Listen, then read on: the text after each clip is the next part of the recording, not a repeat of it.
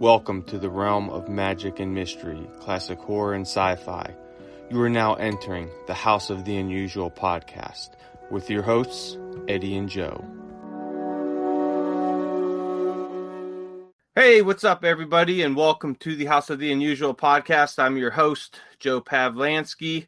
With me, as always, is the maestro of mail order mysteries and owner of House of the Unusual, the one, the only, Eddie Guevara. Eddie, what's up, brother? What's up, brother? How's everything, man? Another fantastic week that's coming to a close, and another fantastic week with a lot of stuff we need to talk about. Absolutely. So we'll get to some little announcements real quick here. Everybody out there in podcast land, check out houseoftheunusual.com. We have a free forum there that you could sign up for, a mailing list, a bunch of other cool stuff, links to the eBay store, to the podcast description. So it's a really cool site, a lot of cool videos and articles to read. Also, check out a friend of ours over at stupidcomicsmagazine.com, and that's stupid spelled STOOPID. And a gentleman by the name of Ski puts out these great magazines called Stupid, and they are like a mixture of Mad Magazine, Cracked, and Far Side all bundled into one. So they're really cool. He has issues 0, 1, 2 now, with issue number 4 hitting the website very soon.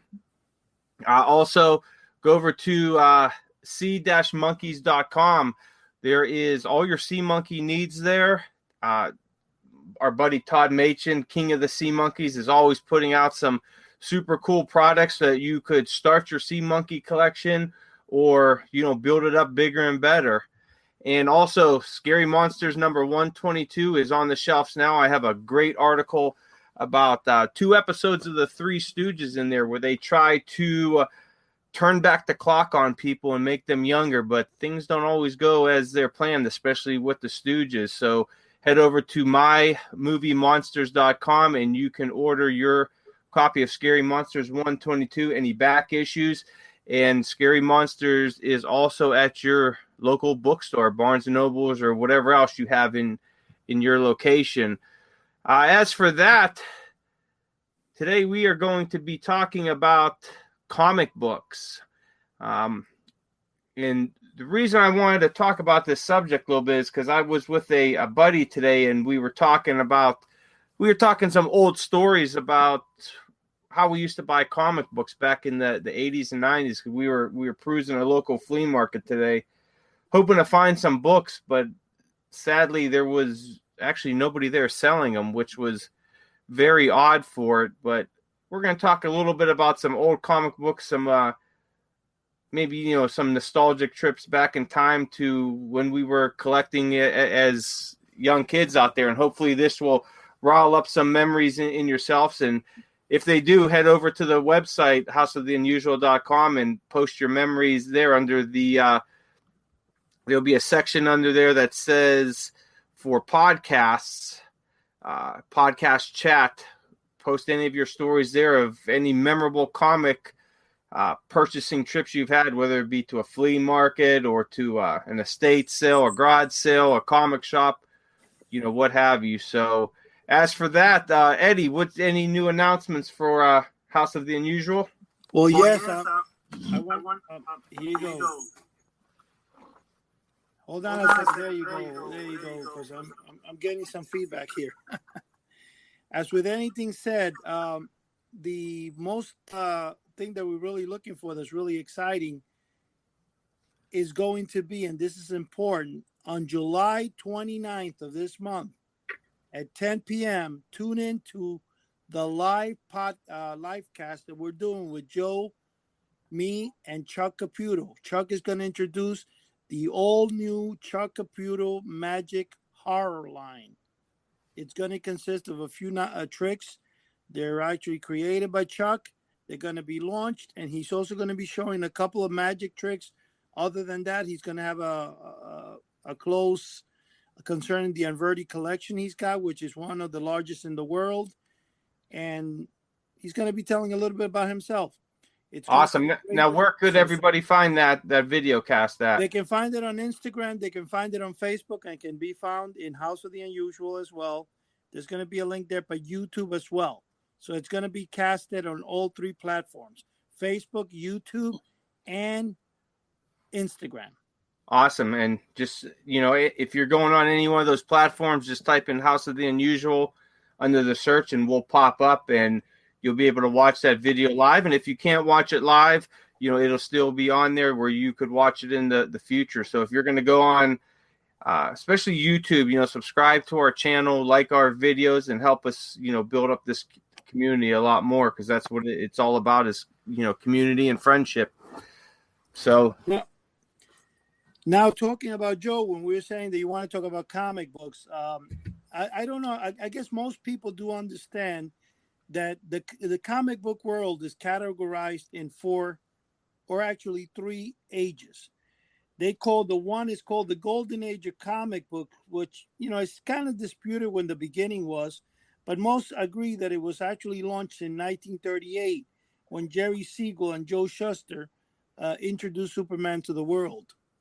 Other than that, then of course we have the Silver Age of comic books that started in between, I would say, 1956 and 1970. And then the more important age for me would be the Bronze Age. That's the age I grew up in, which was between 1970 and probably late 1980. Yeah, around 1980s. Yeah, around 85. That's usually when it was over. Yeah, 70 to 85, and then 85 to present is, typically called the modern age. But and that's what you'll be the king on, because the modern age of comic book is kind of when I faded off from it. Right. I say the Bronze Age. Now, first of all, the Silver Age is when most superheroes and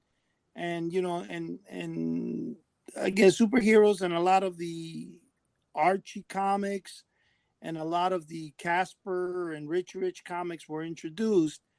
But the Bronze Age is when they were really popularized. And I think one of the things that made it really popular was the fact that they were introduced to the public, and they started getting filled and bombarded with mail order items, novelties you can get nowhere else but in comic books. Things from the Joy Buzzer to the Whoopee cushions to the X-ray specs, Venus flytraps. What kid growing up in that time did not want, all those items that you could not get in your local store or supermarket or whatever, Do you think that they really helped out each other? Comic books helped out mail order, and mail order helped out comic book sale wise? I definitely know that. And the reason I'm saying that is because in the late 1960s, mail order was introduced into the comic books. Actually mid 1960s, not say late. We're talking about like 1964, 65. You would have in late 1950s, you would have some ads, but they were not that popular. You know what I'm saying? Certain comic books would carry them, not a lot of them.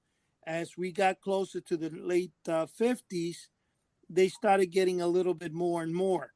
In the early 60s, they were showing a little up more, but then as the closing of the 1960s and early 1970s, there was not one single comic book that you wouldn't get with at least 4 or 5 full pages, all filled with ads. Mostly the novelty companies, Johnson Smith, which actually launched its first ad in 1938 in the back cover of Superman, was now populating most of the comic books. And then, of course, there was a competitor, Honor House, American Circle, Fun House. Later on in Fun House started pretty early. The Fun Factory, which I later got to own, was kind of like in the, mid 1970s, 75, when it started getting popular. And around 1982 to 1984, they all started closing shop. The ones that survived past 1984, of course, were the Fun House, which went on to, believe it or not, almost into the mid 90s.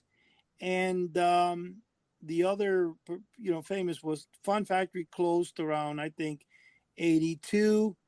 But you had, of course, Johnson Smith continued. Now, they didn't continue advertising in comic books.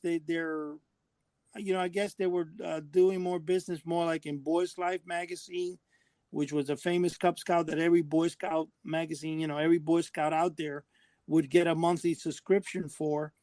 But I think that you could really say that in the early 70s, I would say between 1971 and 1978, you were really bombarded with ads. There was not one thing that I could say was not listed, from, the life-size monsters to, in other words, comic books offered you an opportunity. One, if you read Richie Rich like I did, or Casper, not only did you indulge yourself, and this kind of became like a TV show in your brain, because when you were reading a comic, you really, you really went into the comic. You really kind of were transcended into another world. And during this time, when you then went ahead and saw those ads turned into something that, which is the best way to say this, it became something that, wow, can I buy that life-size monster? Can I get that actual working laser pistol? What about a Venus flytrap? Are they going to eat insects? Now, the funny thing with the Venus flytrap is they called it man-eating plants in some of the ads, or meat-eating plant, which was so funny. And I like the fact that there is a company, and I actually have one of the original Venus flytraps where it says man-eating plant. And, in your mind, a lot of people watch the movie Little Shop of Horrors, and they would think that this Venus flytrap was going to grow, or even watching the Addams Family, you're saying like, wow, man, is this really, can I get a plant that will be actually like that would snap on my fingers? When in reality, it was more like a tampered down version of what they were telling you. But, the world of mystery, the world of illusions, I think was in the mid 70s. The world of mystery, because we never knew what we were going to get when we ordered something. Our imagination flourished. Our imagination went beyond what anything today would even be. I mean, because we have video games today and stuff, but back then we had imagination, and that made me what I am today. Made all the followers that we have in House of the Unusual what they are today. Like Dr. Boyajin said in one of the episodes, it was a way to get out from the everyday normal life and experience adventures that were all basically in our imagination. And I think, you know what, that is the most important years of my life, and they are the ones that I treasure the most, because I just didn't have to pay bills. I just fled reality, and I was able to live a happy childhood life based on comic books. And those comic books were what I call the Bronze Age, which are the ones I relate to the most. Yeah, awesome. Now, see, when I came into comic books, which was probably around the mid to late 80s, prior to that time, I was collecting a lot of sports cards. And me and my father were collecting pretty much anything, sports related. And I remember going to shows, because they used to have small sports card shows all over the place. And I remember when they just started getting, we used to buy sports card packs for 50 cents a pack, a quarter or so. And I remember when they got to be $1 a pack, and we're like, man, these things are getting expensive. And then they were, $1.50, $2, and they kept going up in price. So we kind of switched over to comic books, which were starting to become more and more hot. So that's when I started buying some comic books, and where I usually went to was the local flea market. And that kind of brought up some memories today, because I haven't been to our local flea market in probably about 3 or 4 years. But I went with a buddy today, and I was telling him, I said, I used to ride my bike up here back in, it was probably late 80s, early 90s, to check out. It was about a mile away. So I put my backpack on, and I would head up there, with whatever money I made from cutting grass, usually about 10 or 15 bucks. And I would go and search to see what comic books they had. And there was always a guy there around the time when I was buying. He always had these old Hulk and Thor books. And at the time, I really liked the old, late 60s, 70s, early 80s Hulk books. And they were only anywhere from 50 cents to $1 a book, bagged and boarded. So I would go there and pick up whatever, I was able to afford, throw them in my backpack. I'd hit the Jay's hot dog stand that was next over there and get, usually it was 2 hot dogs for $1 and, something to drink. And then I would bike it back home. And then a little bit farther away that I would go with my parents was another flea market. And there was always a guy in there. He was always at the end of it in the corner, and he had just tons of comic books. I mean, there were just tons of them. And I would go there and buy some books too. So I was telling my buddy this today. He's a big, collector as well. Excuse me. But we went into the flea market, and I was looking for comic books, and there was nothing. There was nothing there. I think one person had 2 maybe early 2000s comic books that were pretty beat up, but that was it. There was nothing there. And I told him, I said, this flea market, before it started, there was a bargain port on the lot. It's this huge lot. It was an old small kind of like Cessna airport lot. Well, they built a bargain port, and if people don't know what a bargain port is, it was kind of like a almost like a hardware store, department store mixture. It was kind of small. It was mainly, I believe, in Ohio and Pennsylvania. I'm not sure if it was, any other states, but it had closed down and somebody had bought it, and they opened up the building into a flea market along with a few spaces outside. And then they eventually added on some indoor spaces. But I remember searching through the building when it was still the original bargain port building. It had burnt down a few years back, and they rebuilt it nice large building.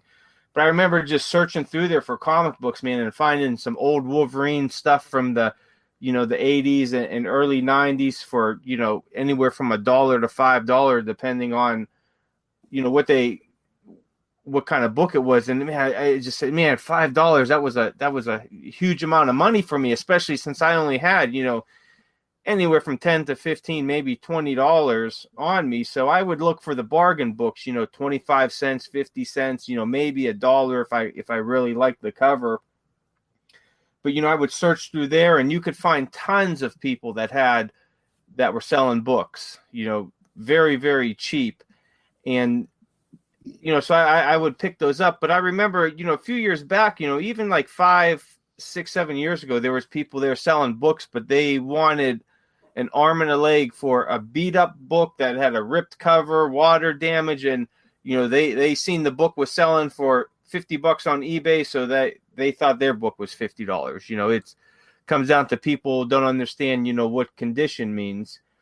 So it kind of like disheartened me a little bit. So I stopped really going there because it was just about people just trying to make money and not really sell any kind of decent items. Now, the other flea market that I used to go to that I was telling you that guy had a lot of books there. There was nobody there that had any books. And I checked over the years, different times, and there's never anybody there selling comic books, which I was, really kind of disappointed with that too, because it kind of seems like more people are throwing them on eBay or doing shows, and everybody wants, near mint prices for a book that's, might be very good or fine.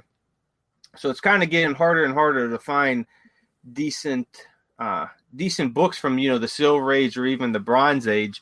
I mean, you're still going to pay, a good amount of money for a Golden Age book, and even some Silver Age books, but some of those bargains they're really tough to find anymore. Even at you go to a comic book show or something, they want top price. There's no kind of bargaining, and it's it's really put I don't know. It's kind of made me salty in the collecting world. And I'll tell you that it doesn't just happen with comic books. And I'll tell you a story about action figures, because I'm a huge 1980s action figure collector. You know, G.I. Joe, He-Man, you know, all that good stuff. So I always look for any type of new G.I. Joe or He-Man toys that come out. And over the years, they've done various lines that relate to, you know, usually the comic book or a movie that's out. And around my area, we have a lot of secondhand toy shops that pop up, and a lot of people that are in these so-called toy clubs where they go to shows and sell what they have. Well, what these people were doing is that they would make friends with people that worked at the, you know, Toys R Us or Walmart or Target. They would tell them when these new toys would hit the shelves. These people would be the first ones there to get them, buy up the whole line of figures, and then try to sell them for, you know, double the price. So it got to the point where you wanted to collect some newer stuff, but you couldn't find it because of this kind of, you know, I call it a scam that these people were pushing. So I got very kind of disheartened in collecting, you know, newer toys over the years. So I just been looking for a lot of older stuff, and it's one of my pet peeves when people do that. You know, they really kind of ruin the world of collecting for people. You know, could you imagine, you know, some little kid out there who wants to go find some G.I. Joes or He-Mans at the store, and he can't find them because, you know, some toy store owner or some guy in a club bought them all up so that he could sell them at double the price and make money. You know, I think that's a very despicable scam. Yeah. It's sad, yeah. You know, So one thing, I don't know why I keep getting this feedback today. One of the things that I'm going to tell you, like, for example, Joe, again, we talk about the Silver Age of comic books when I was mentioning the different ages. And when they call the Silver Age was a period of artistic advancement and widespread commercial success in the mainstream American comic books, predominantly those that feature superheroes archetypes. But here is the important thing that we have to say. When the Bronze Age came, Joe, just like you went to your store and you bought in the different stores, you got bargains.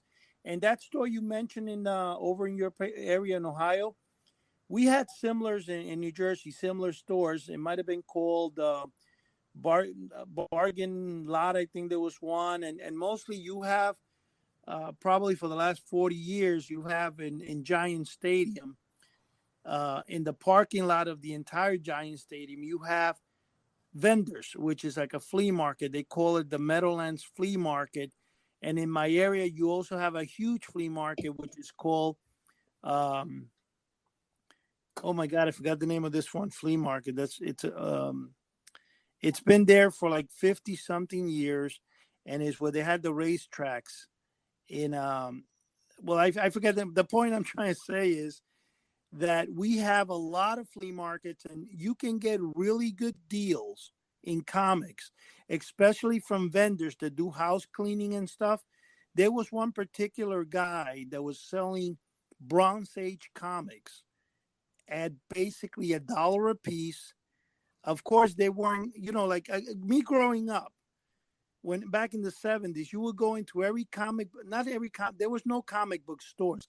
Comics were sold in, if you had a comic book store, it would be like downtown New York, where there was, I believe it was called the Starlog store, which is still in business today, I think.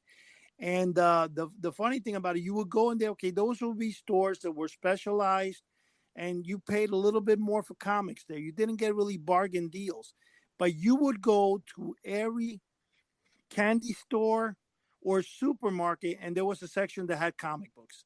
You could find them everywhere. And I think, again, the mail order part of it made comics very famous. So the Bronze Age not only caused, like I said earlier, a surge in comic book buying, but it also caused a surge in mail order buying. And kids were growing up, and they were, you know, you had the late 60s introduced Aurora model kits and the monsters, and you had Lost in Space every day. You had I Dream of Jeannie on the television. You had all these shows, and Star Trek that caused a lot of people to get involved in comic books and get involved in purchasing items that were monster related, sci-fi related. You had Famous Monsters of Filmland, which in Fangoria and Starlog magazine that were introduced into the public. I remember Starlog would go on television and they promised you that if you subscribe, you would get a full-fledged Robbie the Robot blueprint. You know what I'm saying? Yeah. And it was so fun. So I actually wanted to subscribe, not for the Starlog. I wanted it to get the blueprint of Robbie the Robot. Lost in Space was on every single day after school. And you saw Will Robinson fighting, the bad guys, the aliens with Dr. Zachary Smith. And you had the robot. So I was always looking forward to reading my comics before I went to bed. And in a sense, after you finish seeing your television show, the comic book now became a theater for you in your brain. And you got really into the comic book. You read it, and Richie Rich became alive. Casper became alive. And that's the part I gravitated to. I was the Casper Richie Rich fanatic. I liked the superheroes, but I used to like the Hulk. And I used to like, I didn't really check Iron Man or read Iron Man too much. I was more like Superman, Spider-Man, and the Hulk. Well, I didn't even collect or read DC comic books until, oh man, maybe about 2008. But I was always a Marvel guy, make mine Marvel. Well, like, that's all I bought was Marvel. And you know what? And Image Comics too. When Image, hit the scene in the 90s, I bought every Image comic that I could too. Well, you know what's funny when you're saying that about Marvel? Yeah, a lot of people say, well, I do Marvel. I did a little both. I did DC and Marvel because obviously the Hulk is Marvel. And so was Spider-Man. Superman was DC with Batman. But let me tell you something, though. The thing I looked forward the most when I would buy a comic book in the 70s was to look at the ads to buy something, to send away for something inside the comic. Right. And that's what made the comics really exciting. But then again, you also had another trend we didn't mention. Every cereal company out there, from Post, General Mills, would introduce things that had free gifts inside. So even though I didn't like cereal, I would go buy my cereal, stick my hand in it, get the toy, and then who cared about the box, Oh, it's funny you said that because I have a stack of remember when we did the video cast, I was showing those ads that I ripped out of comic books, and I still have that stack next to me. And right on top here from a Marvel, it was called a Marvel 1979. I don't know which one it was. It looks like maybe Avengers, but right on top it says, "Now there's Marvel superhero fun for everyone." And it got Boo Berry, Trix, Count Chocula, Cocoa Puffs, Frankenberry, and Lucky Charms on it. And you could get a looks like some kind of Presto Magic dry transfer game inside the block. Or no, you got to send in proof of purchase. Some of them had the proof of purchase, which was a turnoff for me because I wanted the tour there and then. Right. I didn't want to send away. But here's the thing, though. Like I had said, the Silver Age of comics, the early 60s, the 50s through the 60s, introduced the world into this brand new, his superheroes, comic book characters. But what happened during the 70s was just insane. It just blew up into everything from monster magazines to, and the exciting part about it, Joe, let me tell you something. Anytime you picked up a Famous Monsters of Filmland, let's be honest, how many people really cared about reading about the Frankenstein movie? Even though we watched it and loved it, we wanted to get what was sold by the Captain Company in back of it. We wanted to send away for the life-size 10-foot balloon. We wanted to send away for the actual astronaut costume that you could wear. For $10, you can get what it said, a real astronaut spacesuit. You can get for $10, you can get the monster in the box.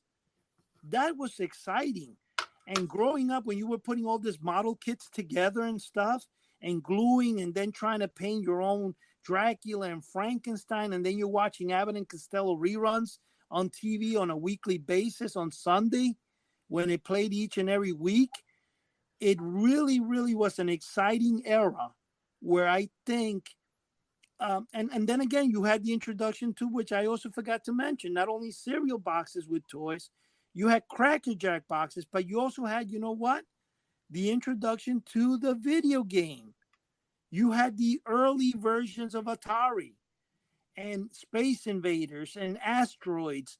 Let me tell you, it was phenomenal. It was a time that you always, even though you didn't have video games, you didn't have much television because, I mean, you had a lot of television, but if you were going to watch something, there was nothing to record it with.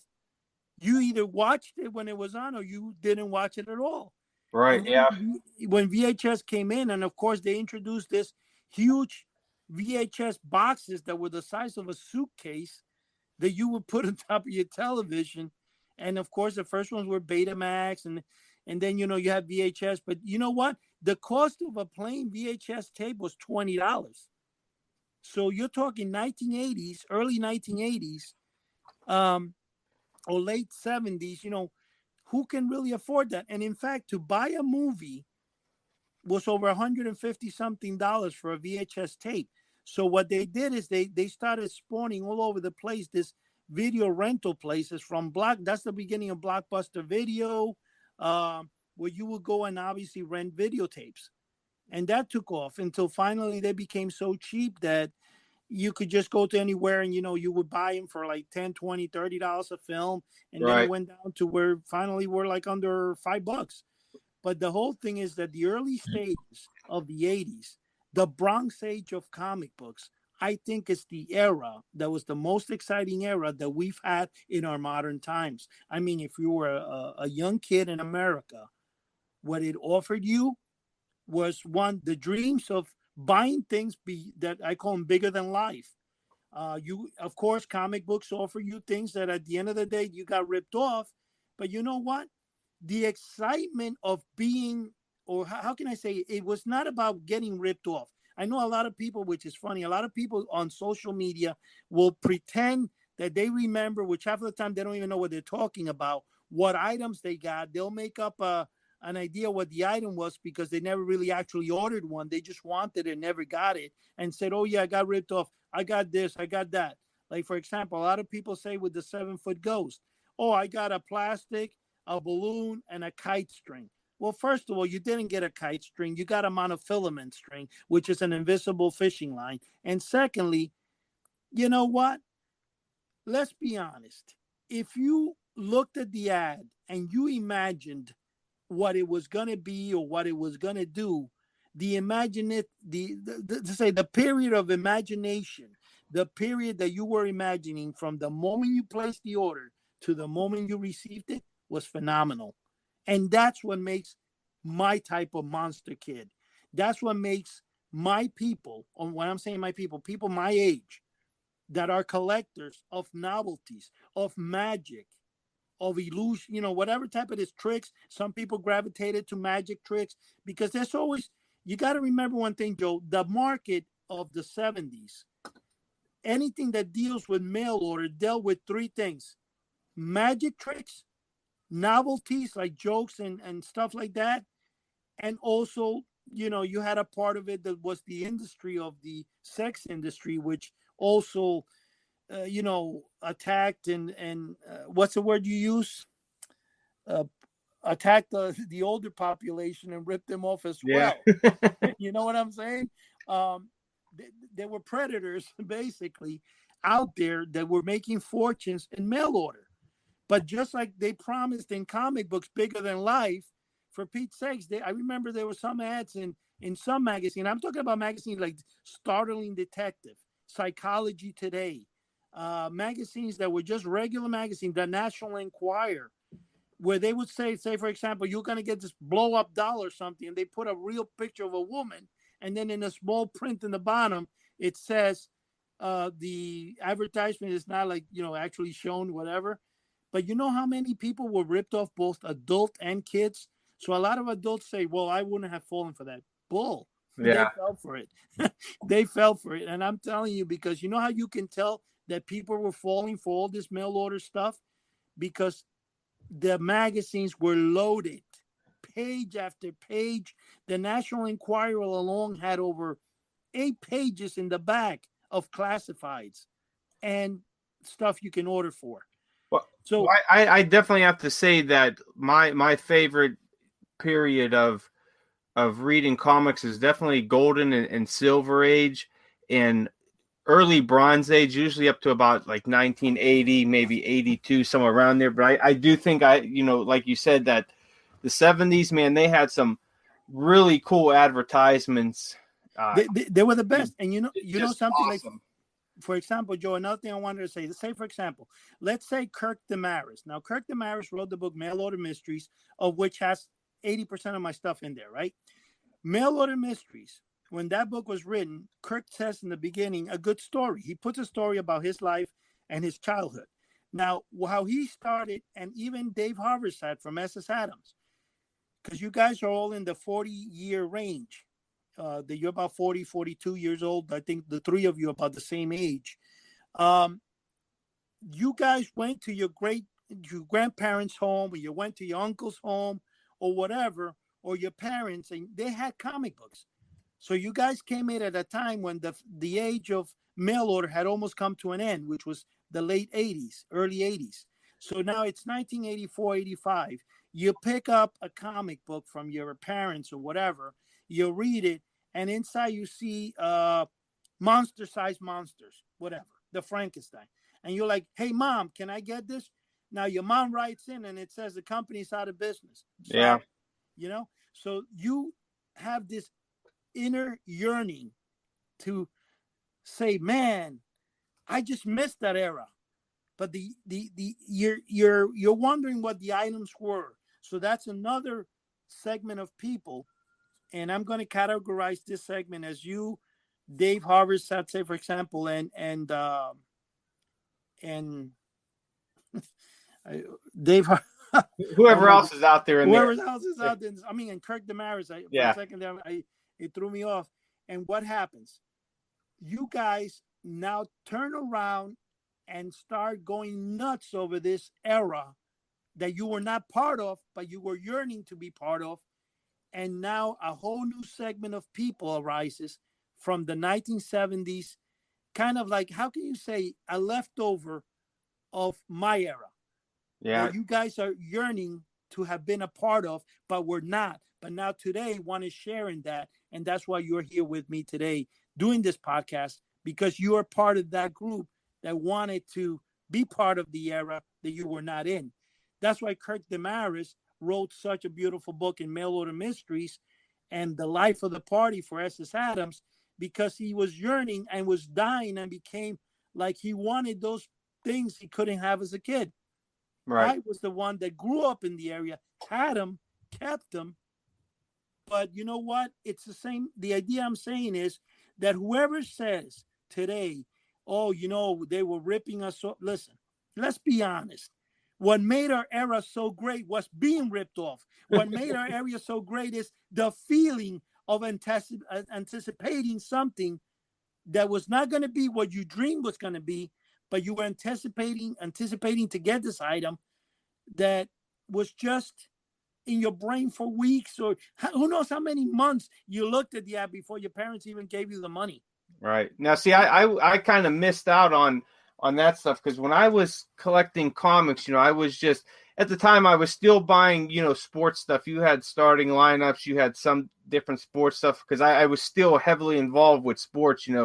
I played baseball, football, basketball, hockey, martial arts. So I still had that connection to the sports memorabilia, but my interest in comic books, was starting to develop. So it was kind of like, I would get sports stuff for maybe Christmas, birthday, Easter, but my own money I would spend on, comic books and maybe some toys that were out, that I seen, which there wasn't really too much aside from G.I. Joe and He-Man that I was, looking to buy. But usually that stuff I would get from relatives and all that for holidays.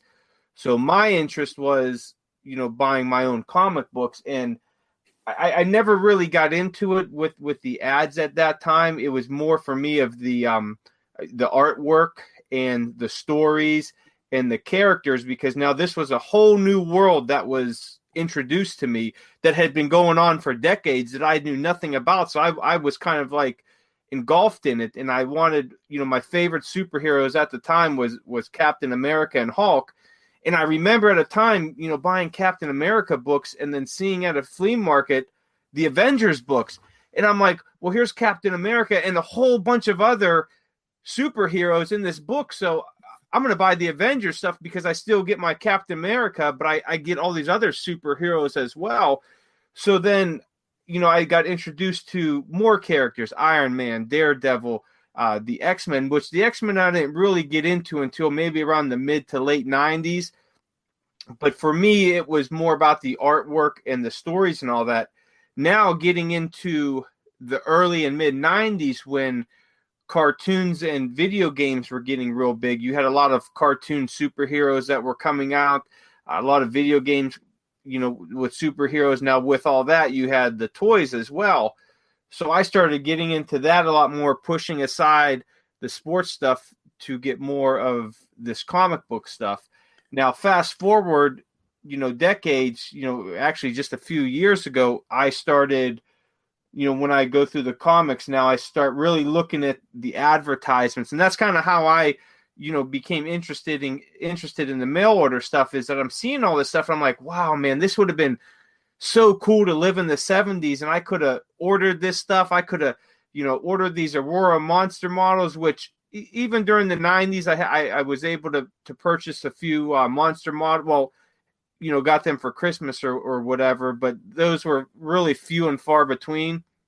But I now I look and I'm like, how cool would it have been in the 60s and 70s? You have all these monster magazines. You have all these really cool superhero collectibles that were out. And it was just, it seems like such that it would have been such a cool time to live through. But, I do, still love my time in the 80s and 90s, because that comes with its own thing. And anybody that's lived in, that collect comic books in the 90s, that might have been, around my age, teen years, early 20s and all that, would have been fans of Wizard magazine, which was, kind of like my go-to for any type of comic book news. And I used to get every one of those when they came out, because, we didn't have internet or anything. And that was the only really news source for comics that I had. And I remember going to maybe about a half mile from my house, I'd ride my bike to the drugstore, and I would pick up a few new comic books and, look for the new Wizard magazine. And then I would go about a block over a little place that was called Miko Dairy. And it was just this real small candy store. They used to sell penny candies. So I would go in there, get a few, a dollar's worth of candy, and ride my bike home, and I would eat my penny candy, read my Wizard magazine, and, read my new comic books. But, for that time, for me, it was just kind of like being entrenched in this whole new world that I was just starting to discover. I didn't even know anything about comic book shops, even though I believe there was, one or two in the area. But, for me, it was the flea markets, garage sales, or going to the drugstore to pick up my books. But now as I'm older and I look back, I'm like, man, it would have been cool to live through the 70s and just say, oh, hey, Mom, I want this, this mail order novelty, give me this. And just that whole era seems really cool. So I kind of envious of people that got to live through it. Look at it this way. What do you think made Dave Habersack purchase S.S. Adams?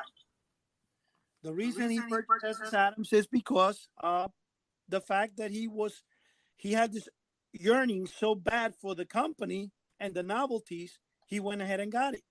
He's your age. What do you think Kirk Damaris wrote so many books about mail order? He's traveled the whole country, going, like, actually he had a whole tour of the Fish Love Company or something, and he wrote it in his blog. The yearning of being in the era that he didn't live in.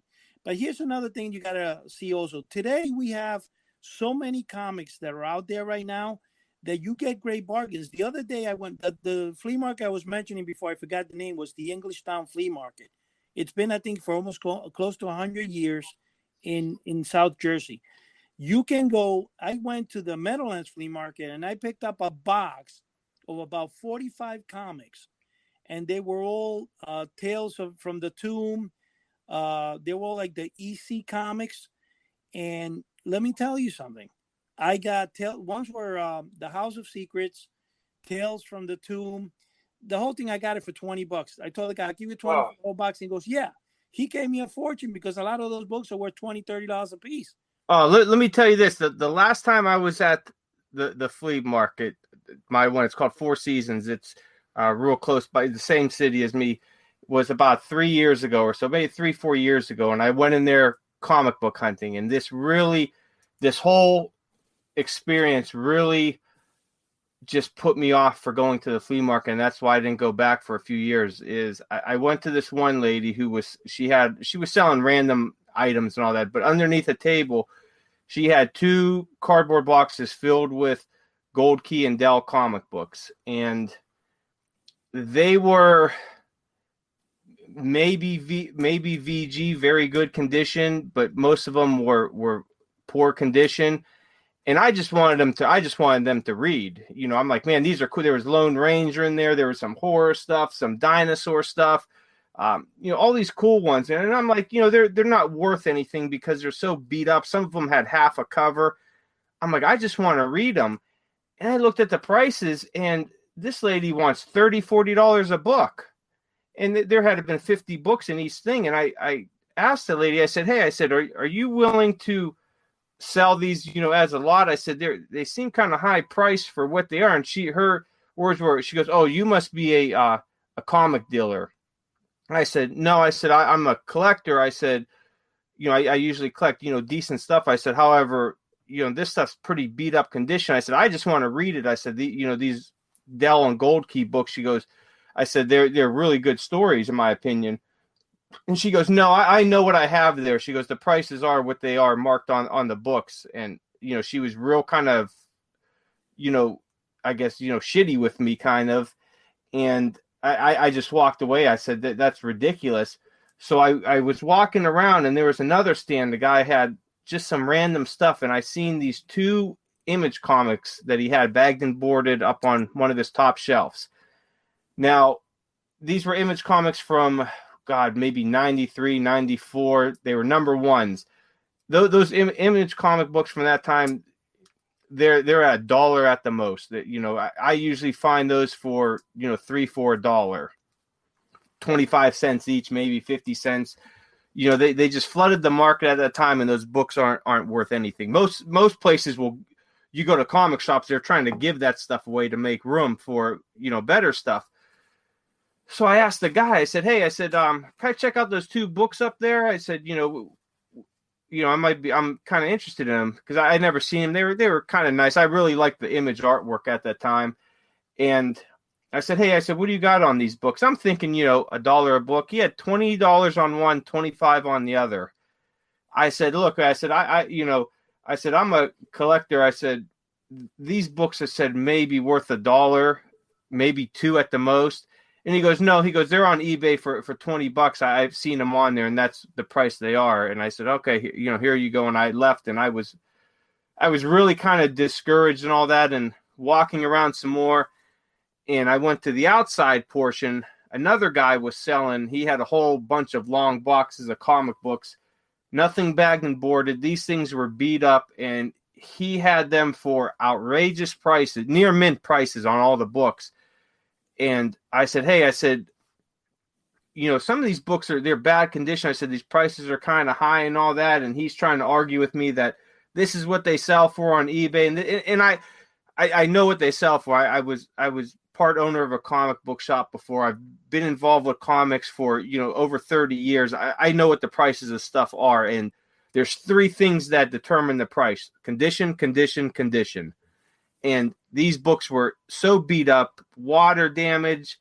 I said, there's a few in here that I would like to, just read, kind of the cool stories. And he wanted top dollar for them. And I left. I said, I'm disgusted with this place. I left, and I hadn't been back. But I talked to a few other people that are collectors like myself and go to different shows, different flea markets, garage sales, and they tell me the same thing, that people go on eBay and they see a book listed for $100, and that's what they price it at, not knowing what condition means or a graded comic or anything like that. So they're selling a comic book that's $1 in a fair condition for $100, thinking that that's what they're going to get for it. And I really became discouraged with that. And even going to garage sales anymore, people are the same way. So I kind of, it really got me out of, going to those places looking for comics. And I tried today, and, unfortunately there was nothing there. Joe, here's the thing that you want to tell you. For example, in my area, there's a lot of flea markets. There's a lot of bargain things. There's a lot of yard sales. So you're gonna get bargains, because here's the problem: people, they want to charge a lot, and then they go 5, 6, 7 weeks and nobody buys anything from them. They realize, you know what? It's not going to sell. Just like in eBay, I can ask for $1 million for something. Doesn't mean somebody's going to pay it. Now, 3 years ago, people were under the impression, this is something that was going on for some time. They would take, like a good example, a bunch of people took a bunch of VHS from Disney, for example, the original Little Mermaid and all that stuff. They would put it on eBay, and then somebody bid on it. Didn't mean that they paid for it, but then automatically it was going on AOL. This thing sold for $1,000.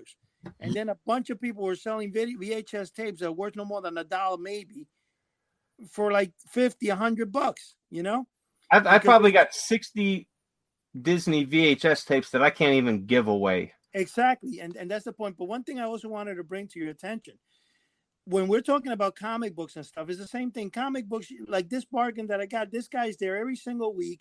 He's selling comics, but apparently this time he's like, you know what? I'm tired of carrying all these boxes. So he gave me a great bargain. You will find them. But one other thing I wanted to tell you, when you say about the era that you did mention, oh, it was so cool to live in the Bronze era. Well, here's the thing. The thing that made the era cool, yeah, you were able to buy a lot of the items in comic books, from novelties to whatever you sent away for. But the problem is nobody had the money to buy it. Right, yeah. So here's the thing. You lived the era like I did, but how many times did you have the money to send away for something? Yeah, I mean, that's the thing. I look back at the, the 80s and 90s, when there was so many things that I wanted and didn't have the money for it. And luckily now I'm fortunate enough to have that opportunity once in a while to, and you can't find them, to find that stuff and purchase it. And most of the stuff I can find, if I go to secondhand stores, I got a few buddies that always, look out for me and let me know if they find anything. And it's getting harder and harder, because everybody wants an arm and a leg for stuff anymore that's, not even really worth what they're trying to get for it. But that's it's a little bit easier nowadays with eBay, Craigslist, and everything else. It is. But you know what, Joe? Here's the thing, and you better get a drink, because I'm about to mention it. Why do you think I don't have the Monster Robot plans today? Take a drink.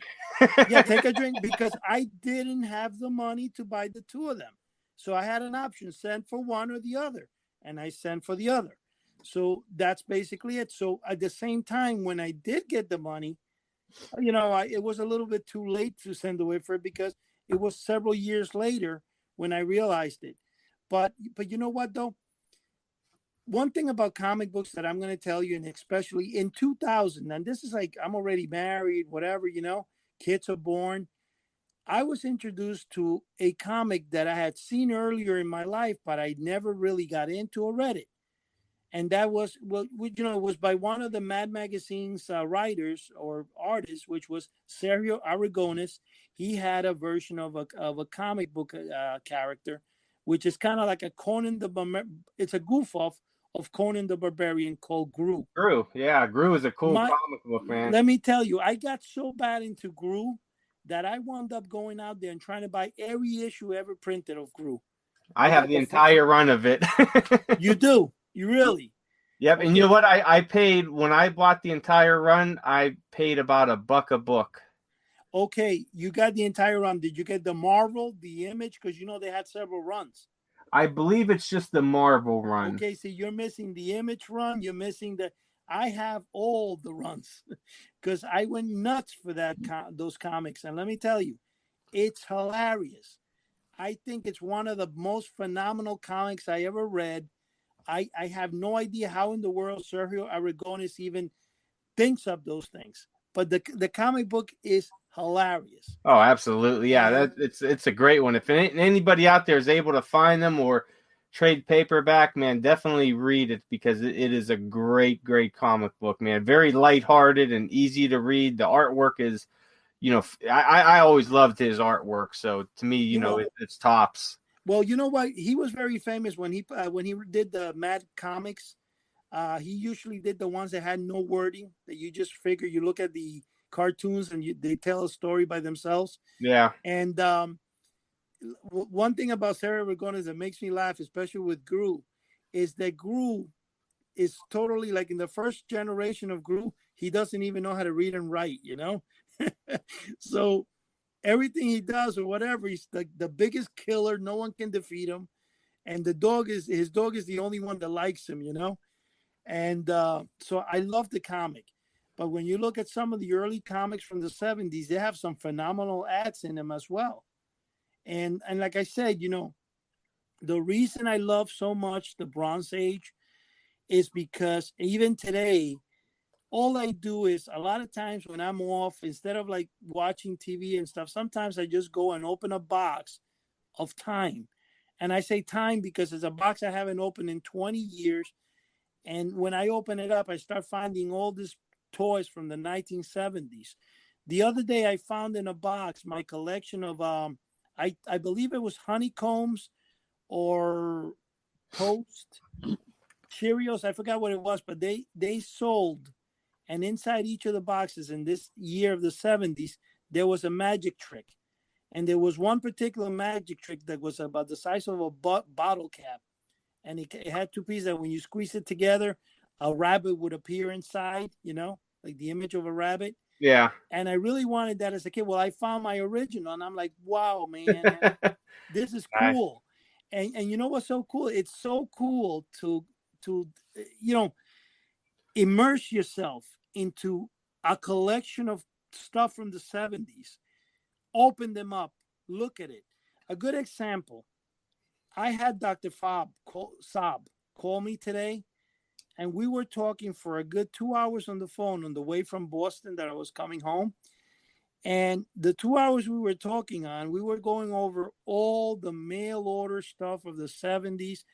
Because, of course, what happened to me is when I got married, and it's kind of like, you're up to the age of about 13, you're a total kid, and you love everything stuff. Between 13 and probably 18, you're out, oh, you want to meet girls, you want to go out this, and you just want to party. And then, of course, you get married like I did at an early age, and you want to go back to be a kid again. So when I started getting involved in the early days of mail order with me, like in 1984, 1985, I got to tell you, man, I took this like I had a fever for it, and I started approaching every company that sold mail order in the 70s. I started going back in my collection and seeing the stuff that I did buy, the stuff that I didn't buy. I went on, there was a famous book called Toy Shop, and I would spend hours looking for those things and acquiring the items I didn't have as a kid that I wanted, because as a kid, not every time my mom gave me the money. In fact, I remember when I passed by a candy store, I couldn't believe they had the Joy Buzzer. I was going nuts, bro. It was 50 cents. Well, And I my tell you what I've been getting into a lot now too is because we got about a minute and a half here left. Is I've been for people out there, don't discount all those those 50s, 60s, and 70s Gold Key and Dell comic books, even the cartoonish ones, Mickey Mouse and all that, the Disney ones, because they're great artwork and great reads. I've been picking a lot more of those up and reading those and really getting into those, but we got about a minute left here, so I want to thank everybody for joining us in this conversation here. It's been great. I always love talking about comic books, and we definitely are going to have to do another part with this, and maybe get some other guests on here, some collectors. So if you're a collector out there of comic books, or you got some great stories, give us a ring on the website under the podcast chat, and maybe tell us some of your stories, or let us know if you want to be a guest on here and talk about your past experiences collecting comic books, or even some current experiences, with the comic book industry. So, Eddie, thanks for joining us again. Great conversation, man. One thing I want to say to those people that are too embarrassed because they say, man, I'm old now. Listen, Dr. Saab is 64. Todd is 60. I'm 58. And you guys are 40s. And we're kids at heart. And we get to be a kid again when you come to the House of the Unusual. Absolutely. So that's our time for this week. So thanks for joining us, everyone. And we'll see you next week. Later. Take care and God bless, brother. Bye.